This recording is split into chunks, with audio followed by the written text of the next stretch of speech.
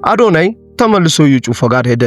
የተወዳጁ ቤተሰቦች በቅርብ ጊዜ በጣም ትልቅ ዝናን ያተረፈው ቲክቶከር አዶናይ በጣም በርካታ ትችቶችና ወቀሳዎች እየደረሱበት ይገኛል። አዶናይ ለመጀመሪያ ጊዜ እዩ ጩፋን ያገኘው ዲቻ ቦይስ ወይንም ሶስቱ የወላይታ ልጆችን ባገኘበት ሰሞን ልጆቹ እንደሚወዱት ነግሮት አገናኛቸዋለሁ ብሎ ቃል ገብቶ በገባላቸው ቃል መሰረት ጥሪ ተደርጎለት ከልጆቹ ጋር ሄዶ ያገኘ ሲሆን በሰዓትም እዩ ትንቢት መሳይ ቃላቶችን መናገሩን አይተናል። አዶናይ ትላንትና ዕለት እዩ ጋር በድጋሚ ሄዷል። እስኪ ቪዲዮን አይተን እንመለስ። ወደፊት አሁን እየተገለጸልኝ ነው በጣም አዲሱን ጄነሬሽን በመንፈሳዊ ደረጃ ወደፊት እያሳየሁት እንደሆነ መንገዱን እየተሰማኝ ነው ያለው። ስራዬ ካሁን በኋላ መንፈሳዊ ነው። እግዚአብሔር ምላሴ ላይ ነው የሚያድረው፣ ልቤ ላይ አድሮ መልእክት ይነግረኛል።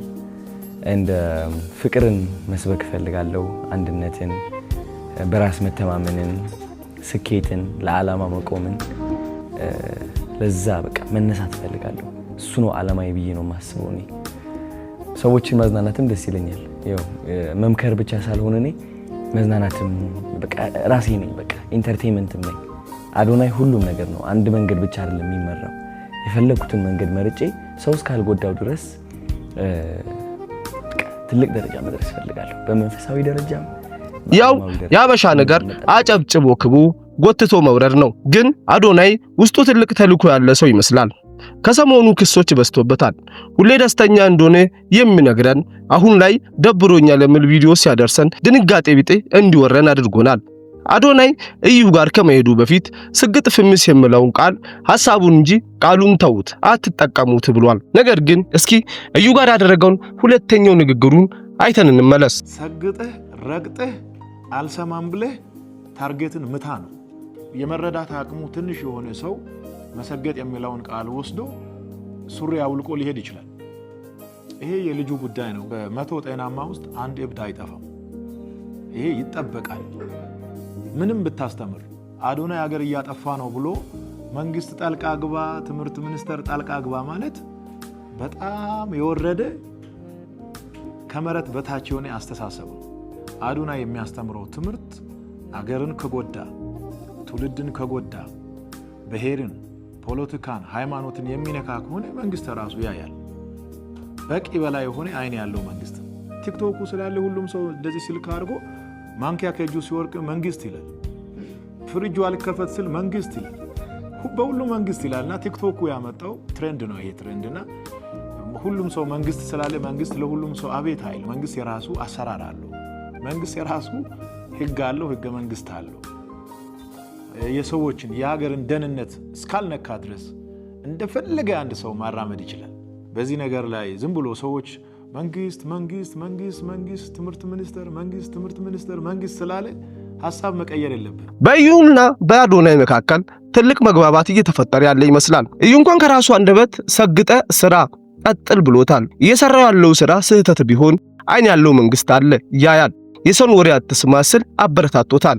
አዶናይ ነገሮቹ ቢወሳሰቡበትም ግን በዲቻ ቦይስ አማካኝነት አግኝቶ ስለ ስሙ ማብራሪያ የሰጠውን አዶናይ ፋውንዴሽን ይቋቋማል ብሎ ዳይሬክት ባልሆነ ቋንቋ ትንቢት የተናገረውን እዩን አረሰውም። እዩንም በሌላ መንገድ የሚያገኝበትና የሚያማክርበት አጋጣሚን ፈልጓል። በተጠራበት ሁሉ እየተገኘ ለሰዎች ያለውን ክብር ለማሳየት ሲሞክር ሰዎች ስህተት እየፈለጉ ወደ ጉድጓድ እየገፉት እንደሆነ የገባው አዶናይ ግራ የገባው ነገር ለማማከር የመጀመሪያ ምርጫ ያደረገው ሰው አዶናይን አቋም የሚመልስ ይመስላል።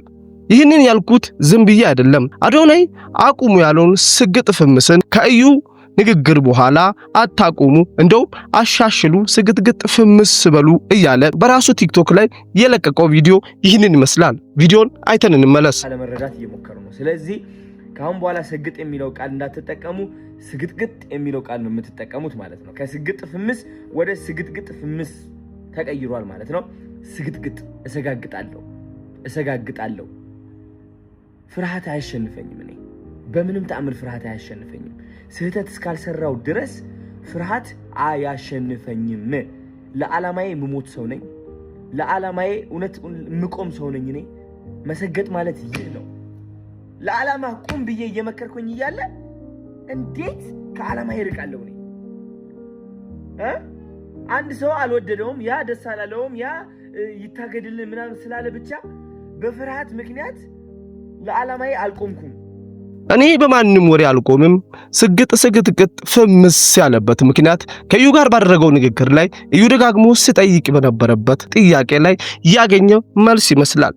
ምክንያቱም ሰዎች ሊያቆሙ ይሞክራል፣ በተለያየ መንገድ የተለያየ መሰናከል ከፊት ለፊት ያቀርቡልሃል ብሎ ሐሳብ የሰጠው እዩ አዶናይን አበረታቶት ወደ ነበረበት ልቦና ወይንም ሐሳብ እንድመለስ አድርጎታል። አንዳንድ ምሁራን የተባሉ አስተሳሰባቸው እንደ እድሜያቸው ሳይገረጅፍ አልቀረም። የሚናገሩት ነገር ቤት አይመታም። ቃላቶችን ወደ አይሆነ መንገድ ከመተርጎም ይልቅ ውስጥ ያለውን ዓላማውን ማየት እየተቻለ ከስማቸው ያነሰ አስተሳሰባቸውን በቀለም ከትቦ ለሰው ማጋራትን ማሰባቸውን ስናይ እውን እኚህ አሁን ምሁራን ናቸው እንድንል አድርጎናል።